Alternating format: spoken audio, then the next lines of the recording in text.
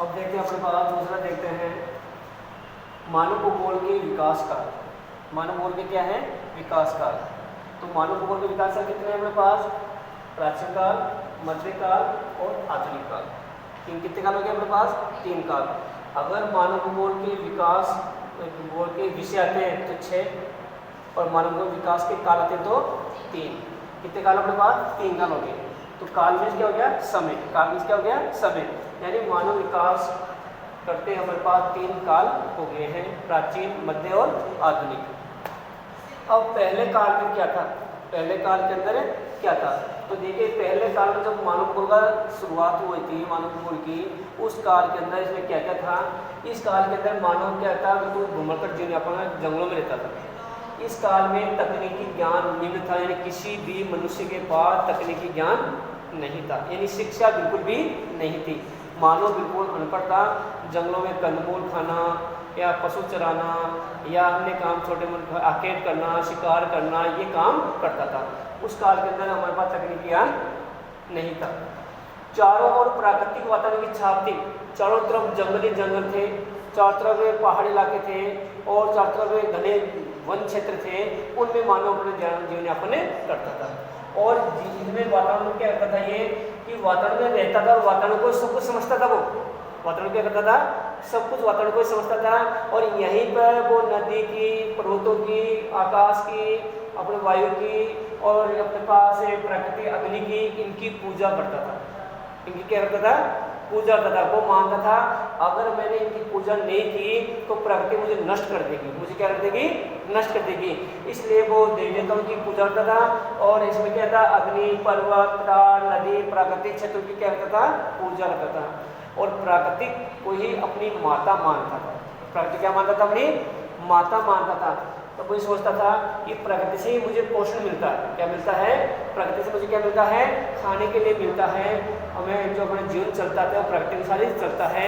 इसलिए प्रकृति ही मेरी माता है और माता मान के उसकी सेवा करता था। उसके कार्य के अनुसार अपना कार्य करता था। उसके विपरीत कोई भी काम नहीं करता था। बरसात आ गई तो वो भीग रहा था, उसे बचाने के पास कोई कार्य नहीं थे। उस पर अग्नि आग लगे तो वो सब कुछ जल रहा था, वो बचा नहीं सकता था। यानी वो कुछ भी विपरीत काम नहीं करता था। प्रकृति के अनुसार ही अपने आप को ढाला हुआ था। इस काल में हेरोडोटस ने कहा, हेरोडोटस वैज्ञानिक आया, उसने कहा कि उस समय सभी जातियां घुमक्कड़ थी। सभी जातियां क्या थी? घुमक्कड़, यानी पशु को चराने का काम आज यहाँ, कल वहाँ, परसों वहाँ, इस प्रकार से घुमक्कड़ जीवन यापन करती थी। जहाँ बरसात हो गई, पशुओं को खाने पीना मिला, वो पशुओं के साथ ही घूमता रहता था यहाँ से वहाँ तक। तो इस प्रकार की जातियों क्या बोलते हैं? घुमक्कड़ जातियां कहते हैं। क्या बोलते हैं उनको? घुमक्कड़ जातियां।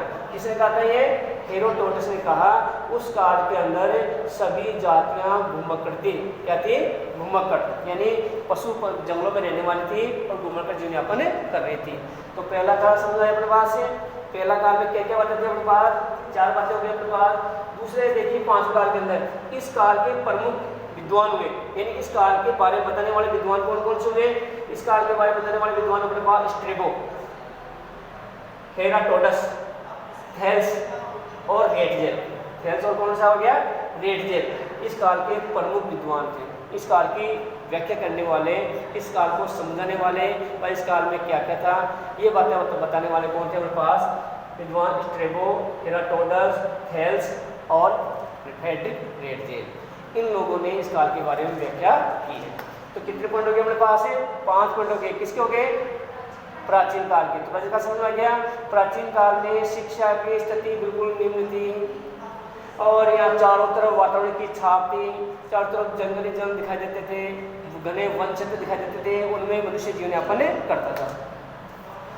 तीसरा हो गया अपने पास इसमें देवी देवताओं की पूजा करना, प्रकृति की पूजा करना, अग्नि की पूजा करना, वायु की पूजा करना, नदी की पूजा करना, इनके कार्य करते थे। इस काल में हेरोडोटस ने क्या कहा कि इस काल प्राचीन काल में जितनी भी जातियां हैं वो क्या थी? वो घुमक्कड़ जीवन यापन करने वाली जातियां, सब आदिवासी लोग रहते थे। और इस काल के विद्वान कौन हो गए? स्ट्रेबो, हेरोडोटस और थेल्स इस काल के प्रमुख विद्वान थे। तो प्राचीन काल में कोई समस्या क्लियर है? प्राचीन काल लिख सकते हो आप लोग? Very good. अब अगला जाए अपने पास मध्यकाल। कौन सा आ गया अपने पास है? मध्यकाल आ गया। मध्यकाल की जो शुरुआत अपने पास मध्यकाल हुआ, इस मध्यकाल में सबसे पहले नौ संचालन यानी नावों का विकास हुआ। किसका विकास हुआ? नाव का विकास हुआ। उस समय चारों तरफ पानी पानी भरा हुआ था और एक स्थान से दूसरे स्थान जाने के लिए हमें नौकाओं की आवश्यकता पड़ती थी। गाड़ी घोड़े हमारे पास थे नहीं, रेलगाड़ी थी नहीं, उसका आविष्कार बाद में हुआ था। तो जहाजों के माध्यम से लोग एक देश से दूसरे देश चले जाते थे, एक स्थान से दूसरे स्थान पर जाते थे। तो सबसे पहले किसका विकास हुआ? नौ संचालन का विकास हुआ। किसका हुआ? ये प्रश्न आया हुआ है बोर्ड के अंदर। नौ संचालन का कार्य मानव विकास के कौन से काल में हुआ? कौन सा काल लेकर इसका आंसर है? मध्यकाल में हुआ। आए समझ में? दूसरा देखिए इसमें, इस काल में आया तकनीक ज्ञान का विकास हुआ। धीरे धीरे तकनीकी ज्ञान बढ़ने लगा। नौकाएं कैसे बननी चाहिए, कृषि कैसे होनी चाहिए, व्यापार के क्या क्या नियम होने चाहिए, ये ज्ञान धीरे धीरे में बढ़ने लगा। कौन सा काल बढ़ने लगा? मध्यकाल के अंदर। प्रश्न आ गया, कौन सा काल था जो तकनीकी ज्ञान निम्न था? प्राचीन काल। कौन सा काल तकनीकी ज्ञान का विकास हुआ? मध्यकाल। फिर देखिए इसके अंदर कृषि व्यापार का विकास हुआ इसी काल के अंदर, इसी मध्यकाल में ही, बाद काल में ही, मानव भूगोल में ही कृषि का और व्यापार का विकास हुआ। लोग खेती करने लगे जीवनोपार्जन के लिए, अपने जीवन को चलाने के लिए छोटी मोटी खेती करने लगे, जिससे उनका जीवन संचालन होने लगा। और जो बच जाता था वो वस्तु विनिमय के माध्यम से व्यापार करने लगे। तीसरा था छोटा इसमें आया अपने पास है नवीन खोज की खोज और नई नई खोज की गई। कांसे की खोज की गई, तांबे की खोज की गई, पीतल की खोज की गई, गाड़ी बनाने की खोज की गई। ऐसे नई नई खोजों का विकास किया गया इसके अंदर। किसके काल में किया गया? मध्यकाल में। तो मध्यकाल सबसे इम्पोर्टेंट है। मध्यकाल क्या है? सबसे इम्पोर्टेंट है। मध्यकाल में से ही प्रश्न घूमकर आता है। और इस काल में उपनिवेशीकरण, उपनिवेश का अंदर क्या होता है? उपनिवेश। तो उपनिवेश का मतलब होता है अधिकार करना। हमारे यहाँ 200 साल तक अंग्रेज रहे, बाद में आए थे अंग्रेज, पता था आपने? बाद में अंग्रेज आए थे नहीं आए थे?